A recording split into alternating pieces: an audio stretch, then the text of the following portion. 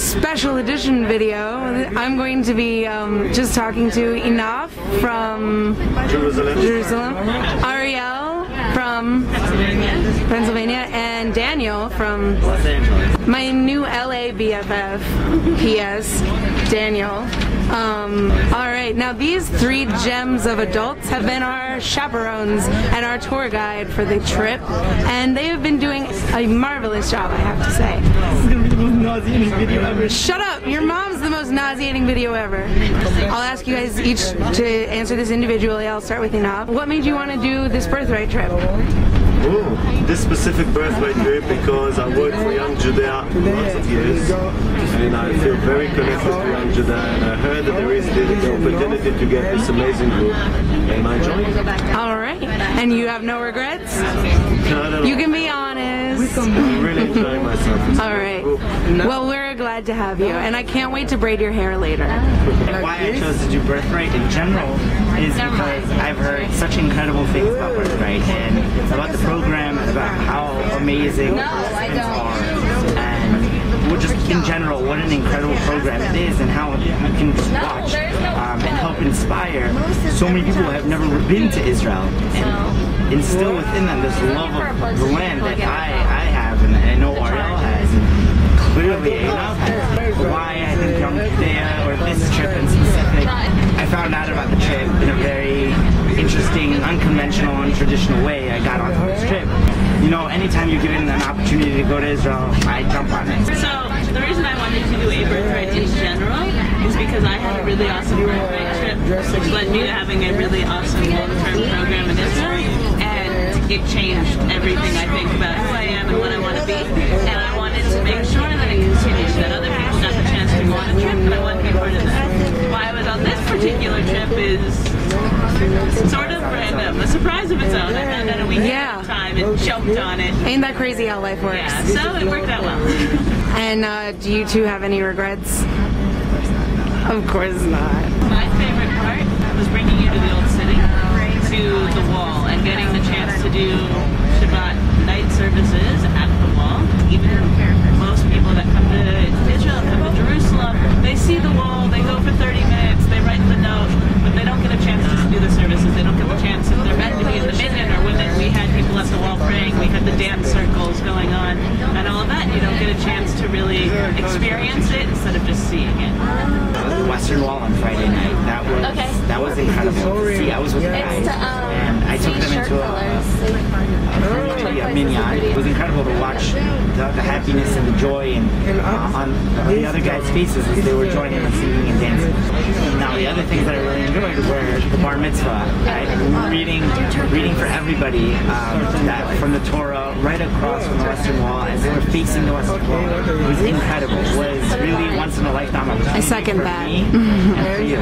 Yesterday, when we joined the ceremony on Mount Herzl for the people that died on the convoy for Nebi Daniel, this was a great opportunity and a great moment for all of us that we could firstly help the others by going to the minyan, learning about these people that died, and being privileged to help them and to create a bigger community and to help them in memorize their loved ones. I think this was the great moment for me.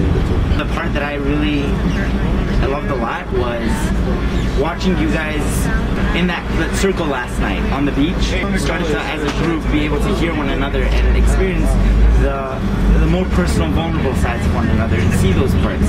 Because walking through Yad Vashem, I think, as I was watching, I consciously tried not to be the soothing shoulder or the crying shoulder or the arm on the back to try to soothe people through the museum, because I saw you guys were helping one another. You guys were filling those positions, and that was an incredible moment for me, watching you guys come together as a real family, as a bus family. And that's in every trip. That's a very significant moment. Yad Vashem highlighted for me something, and that's that I've seen most of these things we're seeing 5 or 6 times, and every time you see them with someone new, you see them again in a different way.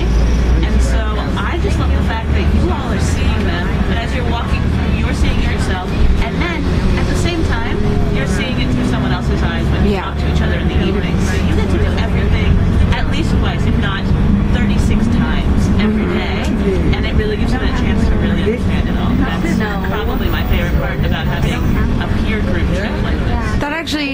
segue to my next question. I wanted you guys to kind of compare and contrast, because all three of you are showing us Israel, but you are showing us as someone who has lived here for a very long time, and you guys are showing as people who have been here before and visited many times.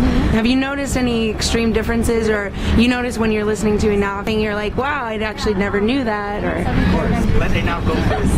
No, I need to think. There's always three things that we're learning. This new place that I haven't been to, or I've been to, and I didn't know this one fact about it, or I didn't know this one story that happened there. And so I'm always learning something new.